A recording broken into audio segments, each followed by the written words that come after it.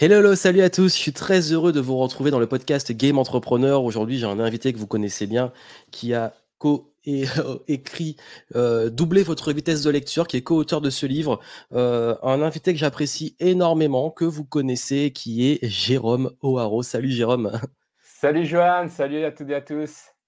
Aujourd'hui, on va vous parler d'un sujet qui est justement le sujet du livre, mais également tout ce qu'il y a autour. Ça veut dire comment réussir à doubler sa vitesse de lecture, améliorer sa vitesse d'apprentissage, de concentration, de productivité. Et c'est vrai que le livre, pour l'avoir parcouru et vu comment il était structuré et surtout apprécié pas mal de pépites, j'aime encore une fois l'approche très pratique d'exercices, d'outils concrets. Et puis on travaille autant sur la partie lecture que sur des éléments de gestion du stress, de tout ce qui va toucher un peu à la productivité, vraiment la partie aussi neurosciences avec quelques interviews. Donc j'ai beaucoup aimé comment c'est structuré. On avait fait d'ailleurs un échange il y a quelques semaines, mois de ça, je sais, j'ai plus de notion du temps, sur le management et j'avais promis aux auditeurs de revenir avec Jérôme cette thématique. Alors, forcément, il y en a peut-être qui ne te connaissent pas pour les nouveaux arrivants ou ceux qui te découvrent. Est-ce que tu peux rapidement te présenter? Oui, déjà, merci de me réinviter chez toi. Ça fait toujours plaisir depuis maintenant plus de 10 ans qu'on se connaît. Oui, Oui, ça fait même 12 ans, je crois, parce qu'on était encore étudiants.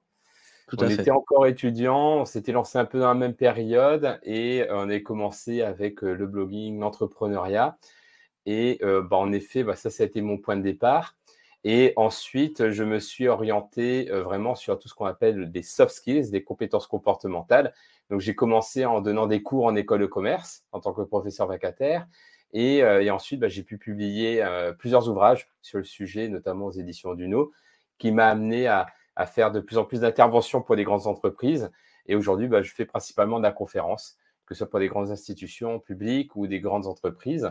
Donc ça, c'est pour le côté soft skills, leadership management, donc dans le cadre dans lequel on a pu échanger dernièrement avec Clément pour l'autre ouvrage. Et sinon, pour le deuxième aspect qui, je pense, est un peu plus le sujet du jour, c'est tout ce qui touche au sport du cerveau, notamment la lecture rapide et le mind mapping. Et c'est vrai que je suis tombé là-dedans, on va dire, surtout en 2018, un petit peu avant par le biais de mon associé et co-auteur de l'ouvrage, Nicolas Lisiac, et la rencontre avec Tony Buzan, qui est le Oui. créateur du mind mapping. Et en fait, ça m'a embarqué dans cette aventure étant compétiteur moi-même. Et j'ai pu participer au championnat du monde de mind mapping en 2018, obtenu le titre de champion du monde à ce moment-là. Et ça m'a amené à continuer à avancer dans cette direction, à transmettre. Donc beaucoup avec de la formation, de la conférence, le livre maintenant depuis 2023 et aussi l'application mobile également qui est sortie là il y a quelques semaines. Donc voilà pour la rapide présentation. Ça c'est pour le côté pro et côté perso.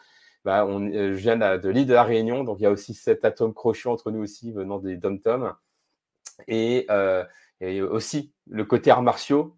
Donc je crois qu'on a tous les deux fait du Shotokan pendant un moment. Tout à fait, oui. Du karaté Shotokan, mais voilà, je fais un peu de capoeira, je sais que tu en as fait beaucoup plus que moi. Et sinon, en ce moment, moi, mon truc là, c'est le Kung Fu Wing Chun. C'est Oui. un peu plus adapté à mon âge aujourd'hui. Oui, puis c'est intéressant parce que tu parles beaucoup de soft skills et c'est vrai que dans les disciplines transversales, les soft skills, ils se transposent. C'est des compétences qu'on peut utiliser aussi dans l'entrepreneuriat, la conférence, etc. Surtout dans l'état d'esprit, la respiration. Donc c'est un vrai sujet.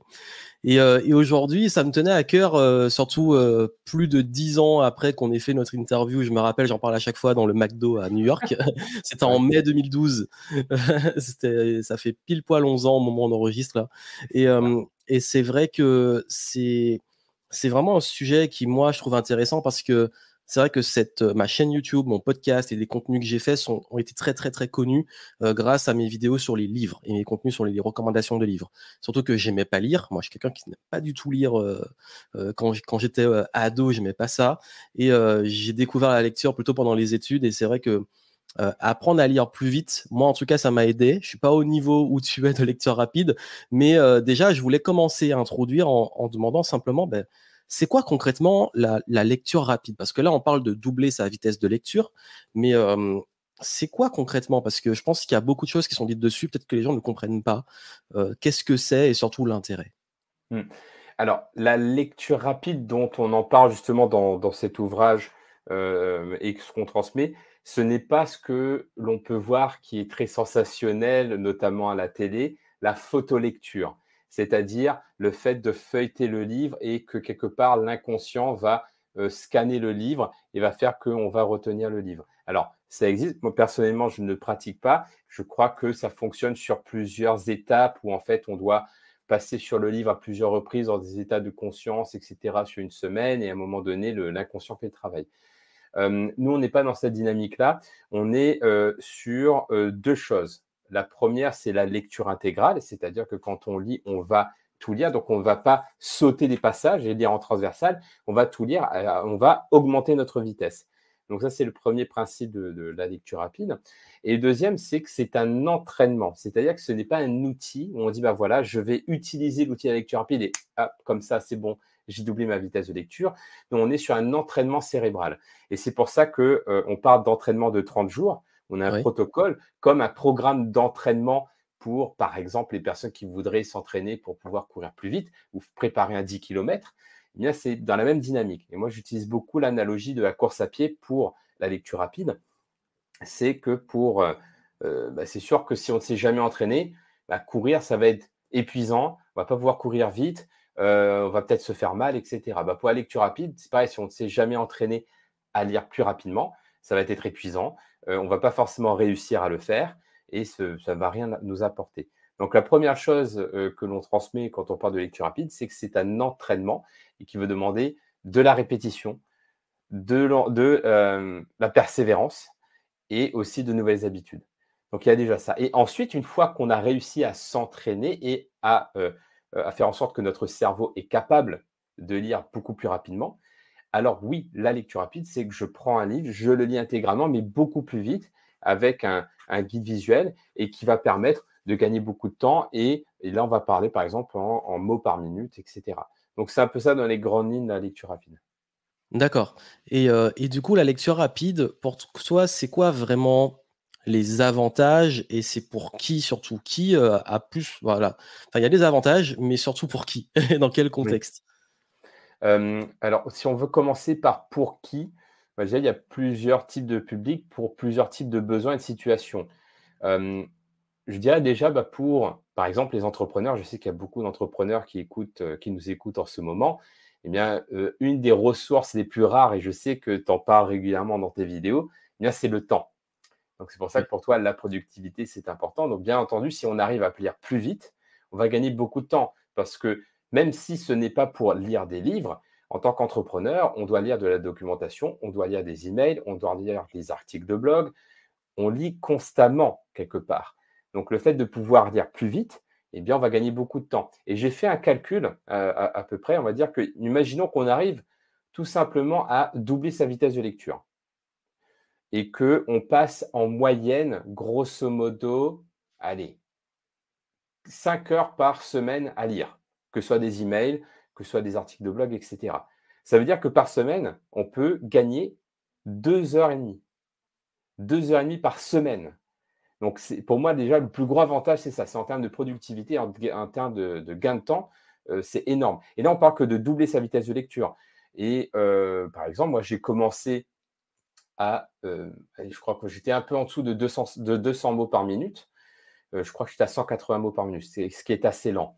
Mais aujourd'hui, je peux lire en français en moyenne à 1000 mots par minute. Donc, c'est-à-dire que je peux gagner 4 fois plus de temps que originellement, voire même 5 fois plus. Donc, c'est énorme. Donc, déjà, le premier avantage pour les personnes qui veulent gagner du temps par rapport à des lectures professionnelles, par exemple. Ensuite, le deuxième avantage, c'est tout simplement reprendre goût à la lecture. J'étais comme toi, pour moi, la lecture, c'était une punition. J'ai fait prépa, on dit: «Bah, voilà, il faut lire, Lévi-Strauss, l'anthropologie et cetera». Moi, ça m'a marqué, ça m'a dégoûté. Je me suis dit: «Non, mais moi, j'ai envie de jouer aux jeux vidéo, j'ai pas envie de Les lire». listes lecture D'ailleurs, qu'on peut la faire. lecture rapide, quand on joue aux jeux vidéo et aux jeux, RPG, ça fait gagner du temps aussi, hein, je trouve. Ah oui, surtout dans les jeux où il y a beaucoup de texte, ouais. Ouais. Ah ouais, ça j'ai remarqué ça, donc ça, c'est plutôt avantageux aussi et finalement, rien que le fait de me dire: bah, tiens, j'ai un livre, je ne vais pas galérer 4 mois à essayer de le lire et à la fin des 4 mois, j'aurai oublié la moitié. Je sais qu'en une semaine, sans trop forcer, je peux le lire. Bah, ça me donne confiance et bah, finalement, je me dis, bah, tiens, je vais relever le défi. Donc au début, il y a un côté un peu aussi défi. Allez, je me donne le défi de lire un livre en une semaine et après, on se prend au jeu. Parce que finalement, on se rend compte que bah, c'est génial de pouvoir lire, de pouvoir se cultiver, de stimuler son imagination. Donc, je dirais que le deuxième avantage de la lecture rapide, si ce n'est le premier finalement, bah, c'est bah, de reprendre goût à la lecture et finalement de stimuler, d'avoir les bénéfices de la lecture, sans forcément les bénéfices de la lecture rapide, mais tout simplement les bénéfices de la lecture. Nourrir son esprit, concentration, imagination, très important pour la créativité, pour la mémoire.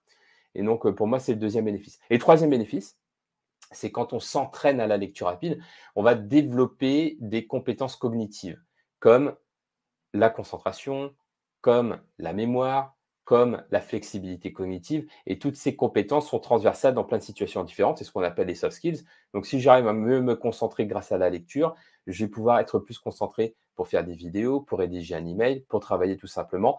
Et la concentration, mine de rien, par rapport à une société dans laquelle nous vivons avec un niveau d'attention qui chute d'année en année, ça devient une ressource précieuse et qui fait la différence. Donc pour moi, c'est ça aussi le troisième bénéfice de l'entraînement à la lecture rapide. D'accord et du coup, là, est-ce qu'il y a des donc tu le conseilles généralement pour qui? C'est plus les bénéfices, mais ça peut être, autant un étudiant qu'un entrepreneur, qu'un salarié. Il y a pas vraiment un profil particulier pour qui, il y a un intérêt. En gros, c'est quelqu'un qui a envie de se mettre vraiment à la lecture et qui utilise ça veut dire à peu près tout le monde. Enfin, je veux dire dans ceux qui savent déjà et qui peuvent, qui sont en capacité de le faire et qui en ont besoin dans leur évolution et même dans le divertissement et d'ailleurs, c'est une petite question que je voulais te poser, c'est est-ce que même en adoptant la lecture rapide, parce que c'est une objection que je vois souvent, on Ouais. garde le plaisir de lire. Ça revient souvent, tu Ah as ouais, ouais, sûrement dû ça, l'avoir souvent celui-là. ouais, souvent on me dit: «Ah mais oui, mais en fait la lecture rapide, ça sert à rien, on retient pas quand on lit vite, moi je lis pour me détendre» et cetera. Donc déjà, donc pour justement par rapport au plaisir, je reprends toujours l'analogie de la voiture de course. Donc, par exemple, quand tu as une vieille 4L, si tu veux rouler à 100 à l'heure, ça va être ultra difficile et ultra inconfortable. Quand tu roules à 50, ça va, être, bruyant et pas forcément confortable, mais tu peux le faire.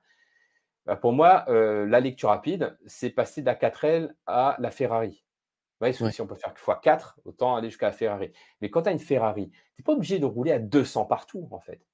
Tu peux rouler à 50, mais à 50, c'est ultra agréable. Même à 80, en fait. À 80, tu as l'impression de rouler ultra lentement. Mais ouais. 80 par rapport à 80 en 4S, c'est pas du tout le même confort. Donc pour moi, la lecture rapide n'enlève pas le plaisir. Au contraire, ça ajoute du confort pour les personnes qui aiment lire. Parce qu'on entraîne nos yeux à aller plus vite, à avoir plus de fluidité. On entraîne le cerveau à absorber l'information. On entraîne l'imagination à être plus vivace, plus vive également. Donc, c'est pour ça que je sépare aussi, d'ailleurs, ça c'est souvent ce que je dis quand je fais des sessions de formation en lecture rapide, c'est de dissocier la lecture plaisir de l'entraînement de la lecture rapide. C'est comme par exemple quand quelqu'un qui veut s'entraîner à faire de la course à pied, bah, quand tu dis, bah, tiens, tu te prépares un marathon, tu vas pas te mettre tes chaussures de course et tout le temps courir, tu vas sortir, tu vas courir, tu cours tout le temps. Non, c'est tu vas faire des sessions d'entraînement et après, bah, tu as la vie de tous les jours. Bah, Oui. pour moi, la lecture rapide, c'est la même chose en fait. Donc c'est pour ça que c'est important de dissocier les sessions d'entraînement qui vont développer les capacités cognitives, muscler le cerveau pour que après, on peut choisir la vitesse à laquelle je veux lire. Donc, il y a des situations pour lesquelles ben, j'ai peut-être pas spécialement envie de lire lentement. Et même d'ailleurs, ça arrive, hein, je ne sais pas si ça t'arrive, moi ça m'arrive d'avoir des trucs chiants à lire. Je n'ai pas spécialement envie de prendre mon temps pour lire ces trucs-là, donc autant aller vite. Et pour les trucs pour lesquels, au contraire, j'ai beaucoup de plaisir, je trouve que c'est super bien écrit, etc., je vais lire un peu plus lentement, mais ça sera déjà beaucoup plus rapidement que comme auparavant parce que j'aurai beaucoup plus de confort. Donc pour moi, ce n'est pas du tout incompatible. Oui, donc le but, c'est pas et c'est important de passer le message, le but de la lecture rapide, c'est pas de forcément lire tout plus vite, c'est de booster ses capacités pour que parfois on puisse lire vite Et parfois, juste si on a envie de prendre son temps, apprécier le style, mais quoi qu'il arrive, on va avoir une meilleure lecture parce qu'on va peut-être, mieux mémoriser, mieux analyser, mieux, fluidifier sa lecture. Et c'est vrai que, j'ai remarqué ça dans souvent même on pense lecture que les livres, mais par exemple, on lit beaucoup d'emails, de messages, de sollicitations. Et moi, en fait, il y a des fois ou même des posts, il y a des personnes qui me montrent des trucs et tout et je dis: «OK». Et en fait, ils comprennent pas que j'ai déjà fini de lire. Ils disent: «Mais tu sûr tu as lu et tout?» «Oui, oui, j'ai lu» et puis en plus, ils me demandent: «Mais il y a quoi et tout?» «Bah, il y a ça, ça, ça, ça, ça, ça». Parce qu'en fait, j'ai scanné le truc rapidement. Donc et c'est pour ça d'ailleurs que je déteste les audios. J'ai un peu du mal. Je sais pas, il y a plusieurs écoles, mais moi, les gens qui envoient des audios, j'ai du mal et souvent, je les mets en accéléré justement pour pouvoir, je mets en x2 voire plus, pour, écouter rapidement parce que Ah la ouais, alors lecture, ça, au moins, tu peux petite lire rapidement. parenthèse sur les Mmh. audios sur WhatsApp, ce qui est assez terrible, c'est que les gens ils disent: «Ouais, ça va aller plus vite», alors que c'est pas du tout le cas et en plus pour retrouver l'information, c'est assez terrible. Oui. Et puis souvent, c'est pas très concis. Il y a toute une introduction, une conclusion et le cœur du message. Mais ça, c'est un autre sujet. Mais c'était pour donner aussi un exemple, une analogie de, c'est vrai que, la lecture quand on lit vite, c'est pas que des livres, c'est plein, plein, plein d'informations qu'on a partout, même des articles et tout. Et justement, si on va dans le concret, j'aimerais savoir si tu as au-delà, même s'il y a plein de techniques d'entraînement et tout, si là, pour ceux qui veulent commencer et tester, si tu as des petites conseils, astuces là qu'on peut implémenter rapidement pour lire plus vite. Ouais, ouais, plusieurs choses. Déjà par rapport à, pour lire plus rapidement, bah, comme pour, la course à pied, c'est de fixer un objectif. Si tu dis: «Bah, tiens, je me donne mon objectif, c'est de courir 5 kilomètres», bah, tu te conditionnes psychologiquement, voire même physiquement à le faire. Alors que si Oui. tu te dis: «Bah, tiens, je vais courir un peu en dilettante», bah, ça va pas être du tout pareil, en fait. Donc voilà, l'entraînement à la lecture rapide ou si on veut lire plus rapidement, c'est de se dire: «Quel est mon objectif pour cette lecture? Quelle est l'information que j'ai envie de retirer?» Et rien que ça, rien que le fait de fixer un objectif et de fixer une intention va conditionner le cerveau à être concentré. Ça va pas, le cerveau ne va pas avoir le même niveau d'attention et de concentration s'il a un objectif spécifique que s'il n'y en a pas. Donc déjà, la première astuce, c'est de se fixer un objectif d'apprentissage ou un objectif d'information et un objectif de temps. Deuxième astuce, c'est d'être dans cette dynamique de défi. Si par exemple, tu as l'habitude de lire un livre, par exemple, je ne sais pas, 10 pages sans forcer en 10 minutes, bah, donne-toi le défi de le faire en 8. Les petits 20 là Oui. qui vont créer la stimulation en fait. Et ça ne fait énormément de différence. C'est ce qu'on appelle la loi de Parkinson, le fait que le cerveau puisse accomplir la même chose avec moins de ressources, mais il va optimiser les ressources. Et donc, c'est aussi d'utiliser ce principe. Donc, c'est déjà d'avoir conscience de quelle est la vitesse à laquelle vous lisez, et deux, de le challenger. Donc, c'est pour ça qu'on fait des calculs de vitesse par mot par minute. Et 3e astuce, c'est vraiment l'un des outils principaux de lecteur rapide que nous, on utilise, c'est le guide visuel.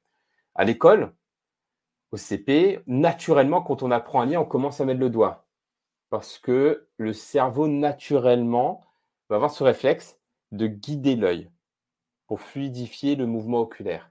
Mais à un moment donné, on nous dit: «Bah, non, non, non, attends, là, maintenant, tu es grand, tu ne lis plus avec le doigt. C'est que les petits qui lisent avec le doigt».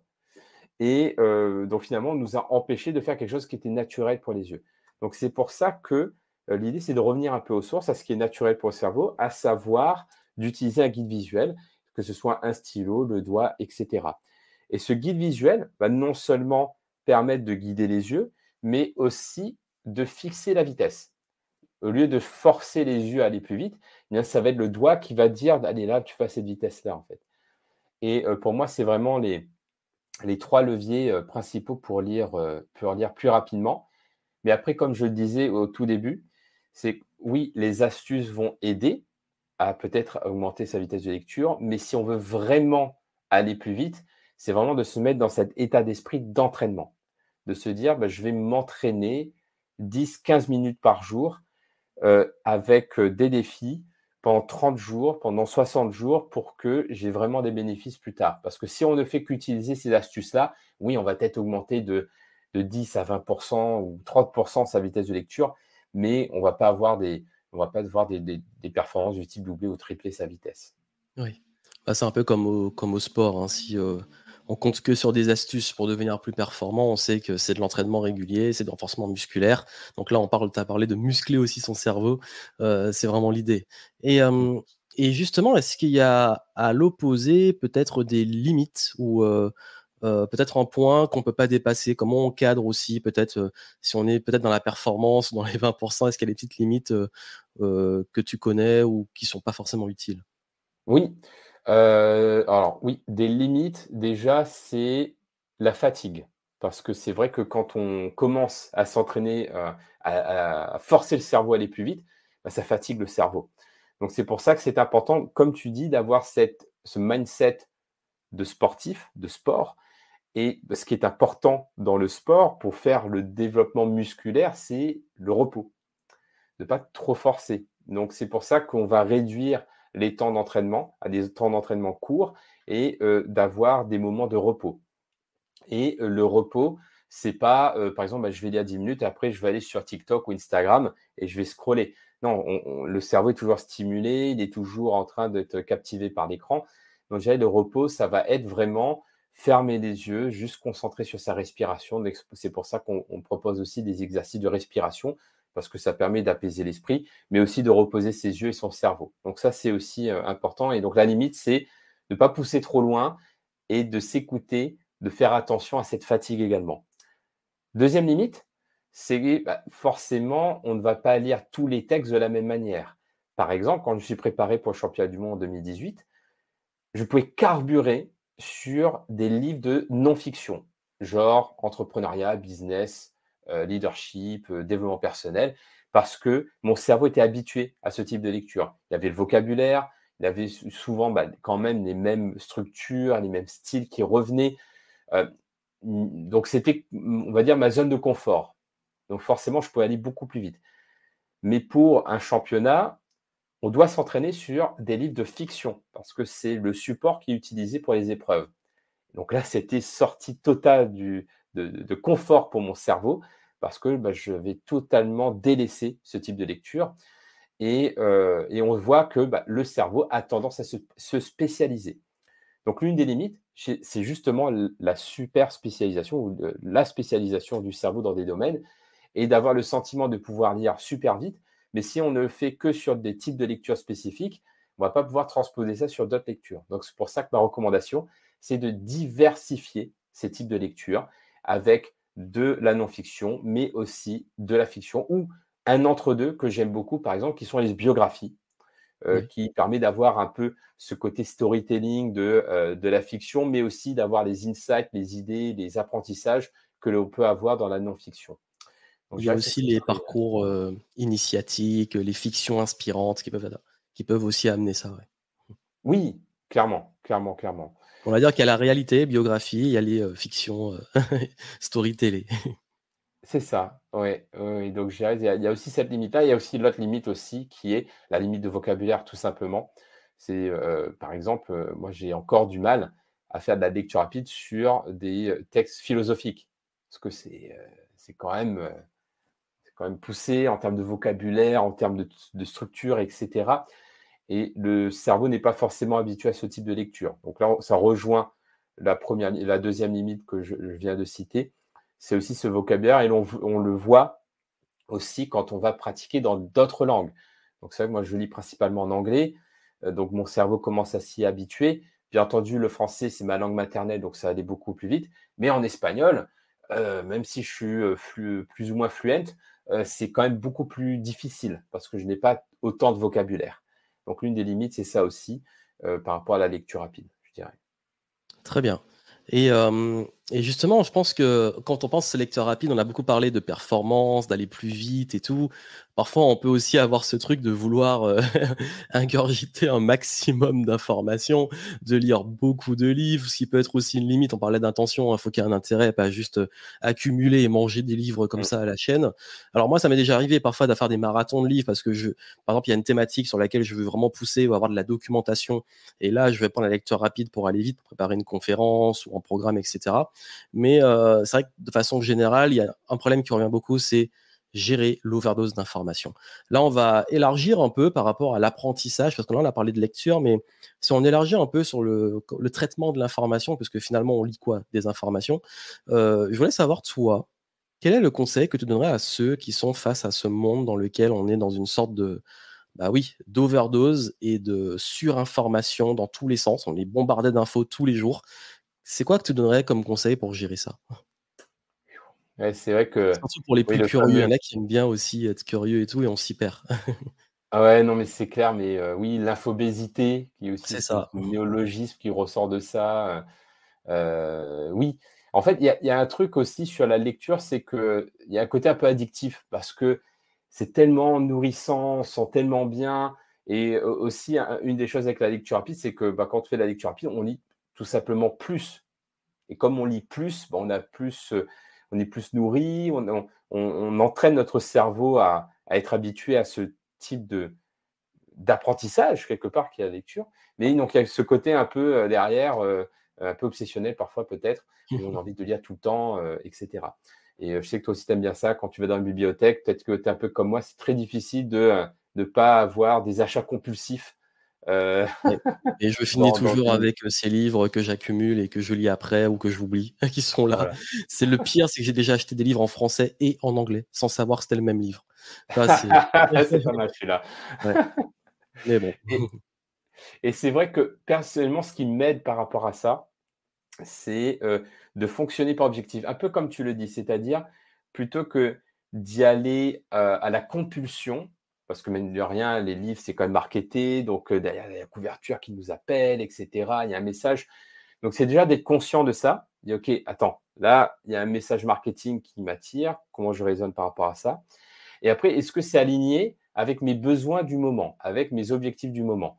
Donc, si en effet, je suis dans une phase, on va dire, de business pur, où j'ai envie d'avoir des techniques de marketing, de vente et que je vois des livres dans ce milieu-là et qui m'attirent, je dis, OK, bah, c'est aligné avec mes besoins du moment, donc c'est OK. Mais si je suis attiré par autre chose et que je suis dans une phase où j'ai besoin d'être focus et que je manque de temps, bah, plutôt que d'acheter tout de suite, c'est peut-être prendre une photo du livre. Moi, je veux bien fonctionner comme ça. Je prends une photo, je dis OK, j'oublie pas, le livre est là. Je rassure mon cerveau, je dis non, non, mais t'inquiète, je vais pas l'oublier, c'est dans le téléphone, Tu as mais la c'est pas le référence. moment. Et pour moi, ça m'aide par rapport à ça, de manière générale avec les livres. Maintenant, sur l'ère de la surinformation dans laquelle nous sommes aujourd'hui, et même de la mésinformation, c'est-à-dire avec les fake news, etc., bah, je dirais c'est déjà d'être conscient de à quoi on est exposé en termes d'information tous les jours et de choisir aussi bah, son exposition aux informations. Donc, par exemple, quand je sens que là, j'ai des informations qui me desservent, donc je vais prendre un exemple, la période Covid, où bah, enfin, à un moment donné, moi, en bout de 2 semaines, j'en pouvais plus. Bah, je sentais que ça me mettait en bad. Donc, ce que j'ai fait, c'est que j'ai désinstallé certaines applis et que j'ai tout simplement refusé d'être exposé à ce type d'informations parce que je sentais que ça m'impactait en termes de santé mentale, et cetera.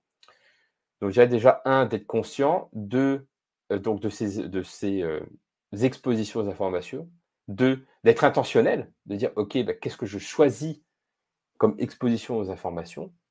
Et 3 et après être stratégique.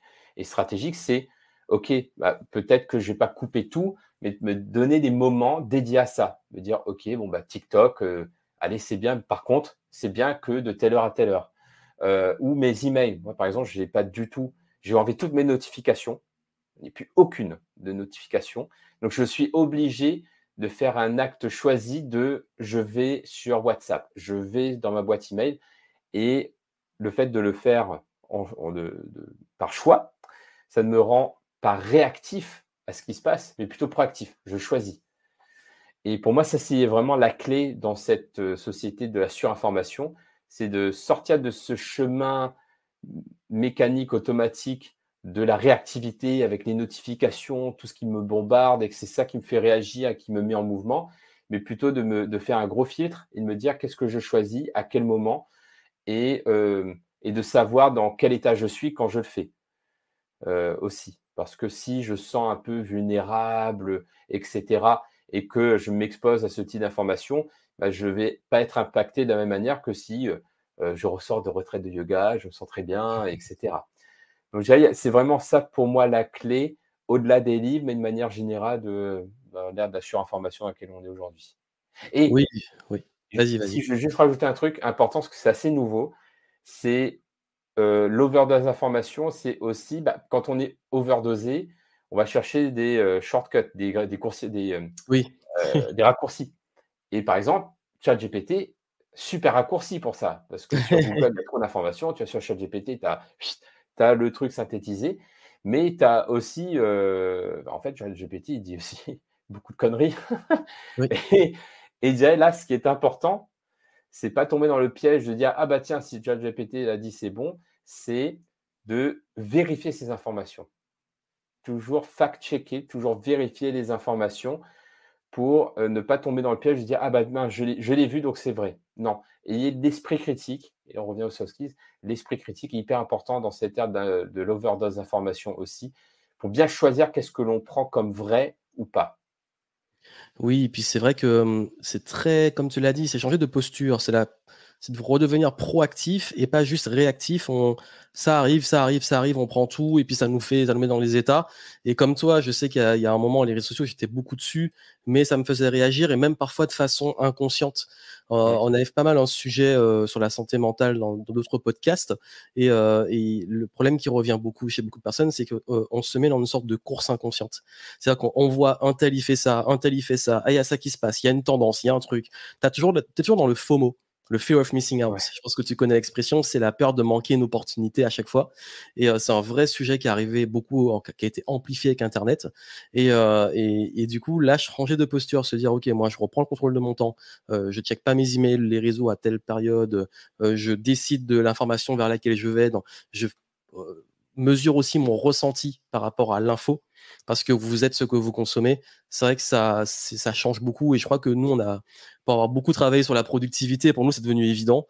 Mais c'est vrai que quand on voit l'entourage, parfois on voit d'autres personnes, je me dis, mais en fait, c'est pas si évident que ça. Donc c'est important qu'on vous le rappelle. Et pour ceux qui n'ont pas encore mis en pratique, c'est bien de le faire parce que au début, c'est un peu dur parce qu'on est habitué. Il y a un petit shot de dopamine, on y va, on prend l'info. Parfois même, on s'habitue aux petits trucs malsains d'aller un peu regarder, voyeurisme, se faire un peu du mal parce qu'il y a des sujets qui nous touchent émotionnellement, puis on va aller creuser le truc. C'est l'humain, on est tous comme ça, mais justement, se déconnecter, on se libère un temps, un espace mental qui est énorme. Et je voulais justement aussi, parce qu'on parlait d'overdose d'informations, mais il y a aussi une notion importante, c'est la concentration, le focus. Et je sais que même qu'on arrive à bien gérer tout ça, ça s'est beaucoup revenu dans mon audience. Beaucoup me demandent, mais Johan, comment on fait pour mieux se concentrer et tout? Est-ce que tu aurais 2, 3 tips à leur donner à ceux qui ont du mal à se concentrer, même pour lire, pour se poser, pour lire quelque chose et rester? Parce qu'on a aussi été habitué à être distrait et à plus rester concentré longtemps. Mmh. C'est une très bonne question et c'est vrai que c'est quelque chose sur lequel je travaille encore parce que je suis encore challengé, Ouais. sur cette compétence-là et quelque chose qui m'a beaucoup aidé, à travailler là-dessus, c'est un autre prisme de lecture de l'humain qui est complémentaire aux soft skills, c'est les intelligences multiples. D'ailleurs, on en parle aussi dans le bouquin et le fait de comprendre que en tant qu'humain, on n'a pas qu'une seule forme d'intelligence, qui est mesurée par le QI, par exemple, le quotient intellectuel, qui mesure principalement l'intelligence logico-mathématique, mais on a d'autres formes d'intelligence, comme par exemple l'intelligence corporelle kinesthésique, qui est pour moi quelque chose de prédominant. Et c'est vrai qu'à l'école, on disait, bah voilà, si tu es bon en maths, bah, tu es intelligent, si tu es bon en sport, tu es un cancre. Donc il y a aussi il y a eu pendant longtemps, en tout cas, cette vision de bah, si tu as une intelligence corporelle kinesthésique, bah, tu n'es pas intelligent en fait. En fait, si. Et c'est vrai que Howard Gardner a bien modélisé tout ça. Et donc, l'idée, c'est de comprendre quelles sont nos formes d'intelligence prédominantes et de savoir les mobiliser pour bah, pouvoir être concentré. Donc, par exemple, donc il y en a 9. Hein. Il y a l'intelligence logico-mathématique, qui est l'intelligence des chiffres, mais aussi de la logique, la déduction, les process, les plans, etc. Il y a l'intelligence verbale linguistique, qui est l'intelligence des mots, l'importance des mots, des phrases, le vocabulaire et les langues étrangères. Il y a l'intelligence visio-spatiale, qui est à la fois l'intelligence de tout ce qui est visuel, tout ce qui est coloré, avec des formes, etc. Mais tout ce qui est spatial également, comme par exemple une carte, le fait de se repérer dans l'espace, etc. On a ensuite l'intelligence musicale rythmique, qui est à la fois l'intelligence des sons, donc la musicalité, mais aussi le rythme. Et le rythme n'est pas forcément musical. Ça peut être, par exemple, se donner un timer de 20 minutes pour bosser. Ça, c'est Ça, je l'ai aussi bien vu une en forme de rythme. capoeira, ça, cette notion-là. Parce qu'il y Ouais. a de la musique en même temps du mouvement et parfois, il faut aussi faire des instruments en même temps qu'on chante et en même temps qu'on il y a tout un rythme et tout, c'est impressionnant. Ouais. Oui, donc et justement, il y a des activités comme ça qui vont mobiliser plusieurs formes d'intelligence et quand on est dans nos forces, vont augmenter notre capacité à être concentré. Donc par exemple, pour moi, ce qui domine chez moi, ça va être plutôt corporel kinesthésique. Et quand, par exemple, si je veux lire, c'est plutôt intrapersonnel, c'est-à-dire de ne pas entendre de son, mais réussir à créer ma bulle de concentration. Pour d'autres personnes, ça va pas être ça. Pour d'autres personnes, ça va être interpersonnel, c'est-à-dire d'être dans une bibliothèque, sentir qu'il y a du monde autour, et cetera. Et peut-être aussi, être dans un environnement très stimulant avec des couleurs, et cetera. Donc pour moi, ce qui m'aide à me concentrer, ça va être kinesthésie corporelle, musique rythmique et intrapersonnel. Donc quand je dois lire et que je sais que je dois être concentré, je vais mettre mes écouteurs, je vais mettre de la musique de concentration ou de la techno, parce qu'il y a du rythme, c'est tout, Mmh. tout, tout, tout. Pas de paroles, parce que si vous mettez des paroles, tout de suite, ça sort de la bulle de concentration. Euh, un timer pour me donner un objectif de temps. Et, et aussi, voilà, mais pourquoi le kinesthésique corporel, c'est que le fait de lire avec un guide visuel, par exemple, ça me met du mouvement. Et avec la musique, je peux lire comme ça, en mouvement, me synchroniser avec mon guide visuel. Et ça me met en état de concentration. Ça me met en état de flow. Et je dirais que pour mieux se concentrer, c'est de mieux se connaître. Quelles seraient vos intelligences de prédilection, vos intelligences multiples les plus fortes. Et ça, on peut avoir des indications sur quels sont mes sports préférés ou quelles sont mes activités préférées. Donc quels sont les moments dans lesquels j'ai plus performé d'un point de vue intellectuel. Oui et puis on Et rentre dans l'état de flow aussi, dans la zone. voilà, On arrive vraiment à être, c'est fluide. exactement. Et en identifiant ça, ça va donner des indices. Par exemple, moi, mes indices, ça a été les arts martiaux, intrapersonnels, corporels kinesthésiques, les jeux vidéo. Moi, je n'étais pas du tout sur les massives online, etc. Moi, c'était mon jeu tout seul, etc. Donc, intrapersonnel aussi. Donc, ça, c'est des indicateurs qui m'ont dit, si j'arrive à mettre ces ingrédients-là dans mon activité intellectuelle, je vais augmenter mes chances d'être concentré. Super. Non, c'est vraiment intéressant comme approche parce que j'ai toujours vu des conseils sur, comment on peut utiliser des petites techniques, des astuces, mais le fait d'apprendre à aller vraiment à l'introspection de dans quel état et par rapport à nos forces, à nos compétences, à nos formes d'intelligence, ce qui nous amène à mieux nous concentrer, c'est vraiment intéressant et je pense que ça amène une approche, beaucoup plus utile que juste comme on l'a dit, parfois les trucs et astuces, c'est bien, mais se connaître, utiliser ses forces et s'entraîner, c'est encore mieux. Mmh. Parce que c'est plus Et fluide parce que ouais, oui. Mmh. Mais les astuces, ça peut aussi donner des indices. Dire: «Tiens, j'ai testé Oui, ce truc-là», donc c'est pour ça qu'il faut utiliser les astuces.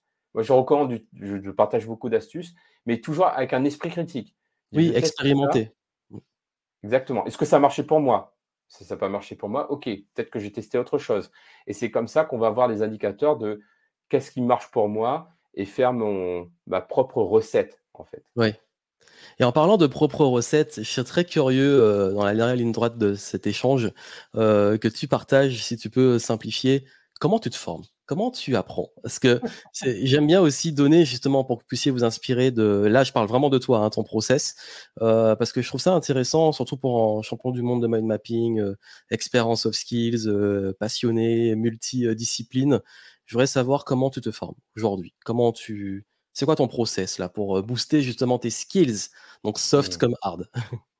Je vais prendre un exemple pour ça, c'est, par exemple, l'apprentissage d'une langue. Oui, L'apprentissage d'une langue, moi, si je me dis demain: «Allez, je me mets à Duolingo pour apprendre telle langue», j'ai testé, ça marche pas trop. Je vais faire ça pendant une semaine, après, je vais, repasser à autre chose. Hem, Par contre, si je sais que je vais voyager au Pérou de telle date à telle date et que je dois parler espagnol, là, Là, c'est différent parce que j'ai un objectif. Donc, je commence toujours par la fin, en fait, l'objectif. En quoi ça va m'être utile? Avec une échéance. C'est-à-dire, ce n'est pas juste un objectif de vie, genre une bucket list ou c'est une date. J'ai l'avion qui décolle à telle date et j'atterris à telle date. Et à cette date-là, il faut que je sois opérationnel. Donc, c'était la même chose pour la préparation au championnat du monde de mapping en 2018. Bah, pour que je m'y mette, c'est que j'avais la date, en fait. Donc, un objectif daté dans lequel j'arrive à me projeter. C'est vraiment, c'est pas juste ah bah oui, j'ai ça, donc ce serait bien que non. C'est je me vois arriver, parler aux gens, me débrouiller, j'arrive à me projeter. Donc je sais qu'est-ce que je dois faire et quand et où. Donc ça, c'est mon point de départ en fait, la fin. Et ensuite, je me pose la question, OK, bah, qu'est-ce que je dois mettre en place dès aujourd'hui pour pouvoir faire ça à telle date? Et donc là, je me crée mon habitude. Donc je fonctionne plutôt que de fonctionner par, on va dire objectif mensuel et cetera. Dans mes processus d'apprentissage, surtout dans des défis de ce type-là, je fonctionne plutôt par habitude. Et donc me dire: «OK, bah, pour que je puisse parler, couramment, en espagnol à ce moment-là, il faudrait que je pratique tous les matins de telle heure à telle heure Duolingo. Ensuite, que je dois regarder, quand je regarde la télé, eh bien, au lieu de regarder, les mangas en japonais et cetera, bah, c'est une fois par semaine regarder tel programme en espagnol, Les telenovelas en VO. par exemple, voilà. Regarder en VO et avec les sous-titres en VO Ouais, aussi. Ça oui. m'aide beaucoup pour bah, justement, en termes d'intelligence multiple, j'ai l'audiovisuel, mais j'ai aussi le verbo-linguistique. Donc ça m'aide aussi en termes d'apprentissage pour le cerveau. Et donc voilà, je me crée des habitudes et je fais des points un peu intermédiaires, par exemple, 1 fois par mois. Je dis: «OK, bah, où j'en suis? Est-ce que je suis content de ma progression? Si oui, je continue, sinon qu'est-ce que je dois changer?» Et ça, c'est vraiment mon processus quand je veux apprendre, notamment pour une langue, mais pour, tout en fait, sur le long terme en tout cas. D'accord. Donc en gros, voilà, c'est avoir un objectif, fixer une routine d'entraînement, pratiquer, le faire de façon intentionnelle et puis surtout arriver à la deadline, pour être opérationnel le plus vite possible et Voilà continuer de pratiquer. et essayer de mettre le plus possible dans mon quotidien, au-delà de la routine, cet élément-là que j'ai envie d'apprendre. Oui, Donc, dès que j'ai l'opportunité par exemple, là pour la musique, mettre plus de reggaeton que, de ce que j'ai l'habitude d'écouter. Donc c'est vraiment essayer de me conditionner le plus mmh, possible de ce truc que j'ai envie d'apprendre pour que mentalement, je suis déjà dedans, en fait. ouais. Bah, surtout qu'il y a on a pris l'exemple de la langue, mais il y a rien de mieux que l'immersion. C'est vrai que, j'ai vraiment appris à parler anglais couramment quand j'ai été, pendant mes études dans les stages anglophones et on a beau préparer et tout, mais c'est vrai qu'une fois qu'on est dedans, là, on est Ouais. obligé, on n'a plus le choix et la pratique, on se met même à penser dans la langue Mmh. et le retour à l'inverse, c'est difficile parce que là, j'ai commencé à faire des contenus en anglais et c'est vrai que, j'ai l'impression de repartir de zéro sur faire des vidéos, alors que j'en fais depuis, 2012. Ouais. Donc c'est comme quoi l'exercice on parlait de vocabulaire tout à l'heure, quand on change de langue, on a l'impression de ouais, ça le cerveau fonctionne différemment, donc le fait de s'immerger, d'écouter des trucs, dans la langue et tout, ça aide beaucoup et je suppose que tu fais ça aussi, par exemple, si tu dois développer une compétence, par exemple, tu fais beaucoup de conférences. Est-ce que pour la conférence, tu as appliqué ce process aussi, notamment d'entraînement? Est-ce que, par exemple, pour la prise de parole, est-ce que tu t'es entraîné? Comment tu l'as intégré dans ton quotidien pour la prise de parole? Alors pour la prise de parole, ça a été clairement les vidéos qui m'ont Oui. le plus aidé. Donc Des vidéos de ce qui est bien conférences? avec pardon? Des vidéos de conférences que tu regardais? Ou c'est les vidéos Non, que tu non, que faisais? je faisais. C'est-à-dire Que tu que faisais? OK. ouais, en fait, par exemple, si je fais une conférence sur un sujet un peu nouveau pour moi, ce que je vais faire, c'est que je vais prendre un peu les thématiques que j'ai envie de traiter, que j'ai validées avec le client Oui. et je vais faire des petites vidéos courtes pour tester un peu la thématique, comment ça atterrit et voir comment j'arrive à m'exprimer dessus. Mmh. Et Ouais. pour moi, c'est vraiment le meilleur format. La vidéo et les webinaires, parce que ce qui était intéressant avec les webinaires ou les interviews comme aujourd'hui, c'est que c'est du one shot. C'est Oui. paf, sans Là, tu préparation, peux sans pas te coupure, planter. hop, Enfin, tu exactement. peux te planter, mais tu as ça passe beaucoup moins bien. Bah, Alors tu que la te plantes, vidéo, mais tu justement, dois il assumer en suffit de fait, comme en montrer. conférence, hein, parce que ça C'est peut ça, arriver de te planter. Bah, oui c'est comment j'assume le plantage et comment et je ça fait rebondis. partie de l'exercice, savoir se Mmh. planter et rebondir, en rigoler, enfin, utiliser ça. Exactement. Donc quelque part, je m'entraîne dans les conditions les plus proches du réel pour Oui. pouvoir être performant par rapport à mon objectif. Donc là, on est sur l'apprentissage, mais plus sur l'apprentissage de compétences que de l'apprentissage de savoir. Oui, Donc c'est un peu différent, mais ça se rejoint quand même sur le fait de créer les conditions les plus proches du réel. Et pour moi, c'était vraiment ça. Et quand on fait, par exemple, si je veux progresser en prise de parole publique, je vais surtout me mettre en pratique. Je vais m'observer, regarder les replays, voir qu'est-ce que je peux améliorer, mais aussi demander du feedback. Parce que, c'est vrai que quand on est en autodidacte, on a l'impression qu'il faut quand on est autodidacte, c'est nous tout seuls, dans notre coin. En fait, non, c'est pas ça autodidacte. oui. C'est aussi profiter de l'intelligence collective et oser demander des feedbacks. Surtout C'est ultra important. Même si ça fait peur, mais ça fait tellement avancer, ça fait la diff. Je sais que j'ai beaucoup de conférenciers professionnels qui m'ont dit que le meilleur public pour tester une conférence, ce sont les ados. Parce que c'est le public le plus impitoyable. Et parfois, c'est avec leurs enfants quand ils sont assez âgés, enfin ils sont ados. Parfois, c'est avec, des ados, ils essaient une conférence pour voir s'ils arrivent à capter l'attention et comment ça se passe. Et au-delà des feedbacks, professionnels, il y a aussi le feedback de garder l'attention. Et ça, je sais que, moi, j'ai essayé de faire ce crash test, d'intervention dans des écoles et tout, et qu'est-ce que ça m'a fait flipper. Et pourtant, j'avais déjà une expérience en conférence. J'étais déjà très bon en compétences, mais là, j'ai l'impression de passer dans une dimension de je sais qu'ils sont impitoyables. Je sais que là, en fait, il va falloir passer à un autre niveau. Et finalement, au début, ça a été dur, mais après, on rentre dedans et on voit quelles sont les ficelles à utiliser et puis on peut les utiliser après dans le contenu web. Donc, c'est vraiment intéressant à voir. Ouais, j'ai vécu ça, il y a pas très longtemps. J'ai fait une intervention d'ailleurs pour un collège en Martinique, d'ailleurs. Ah ouais. Alors, ils sont Heu, durs. Les collégiens aux Antilles, oh là là là là. Oh. mais ça s'est super bien passé et Oh, mais justement, c'est ça qui est ça a cool. été, pour moi tellement, j'étais ultra reconnaissant, tellement en gratitude que c'est plus que je me suis dit: «Ouais, si ça a fonctionné là, Ah, mais c'est c'est clair, parce que je avec peux te des dire qu'ils jeunes, c'est sont top», tu durs, vois? hein. Ils sont durs. Mmh.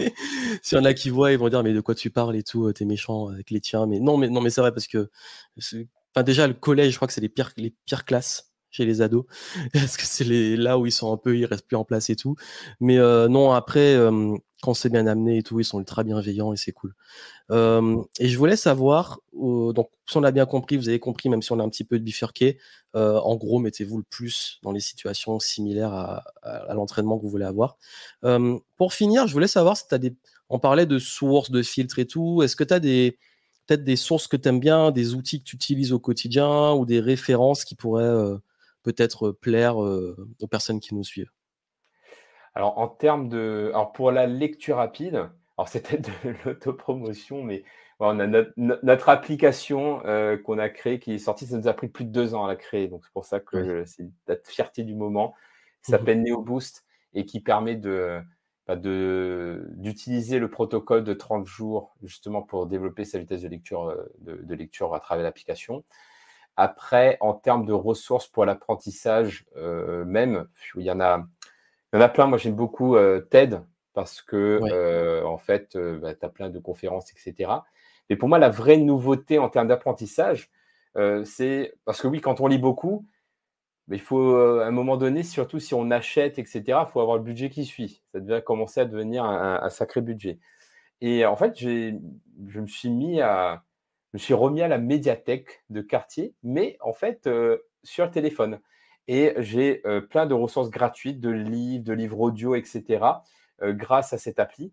Et l'appli s'appelle Libby, donc ça s'écrit, alors je sais au Royaume-Uni, après je pense que ça doit aussi exister en France, Libby.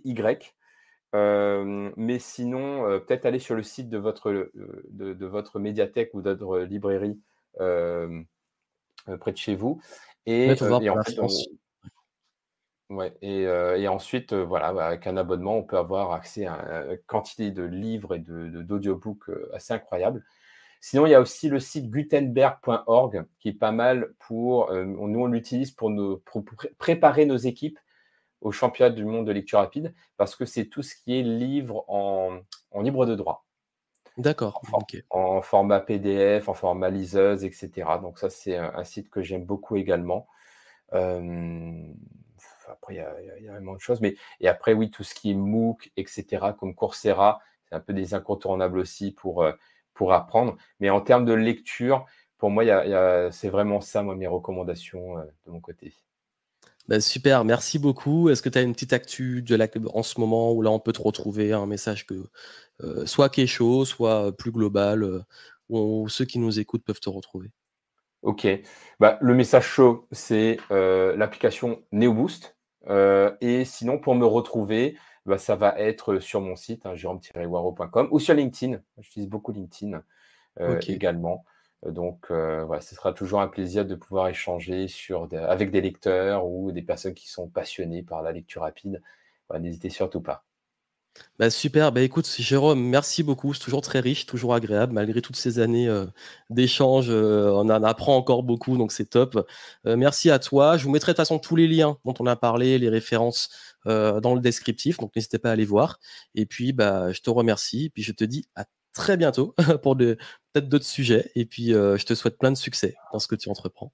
Merci beaucoup à toi, c'est toujours un plaisir et avec grand plaisir pour une prochaine fois. Merci. Merci, ciao, ciao, à très bientôt.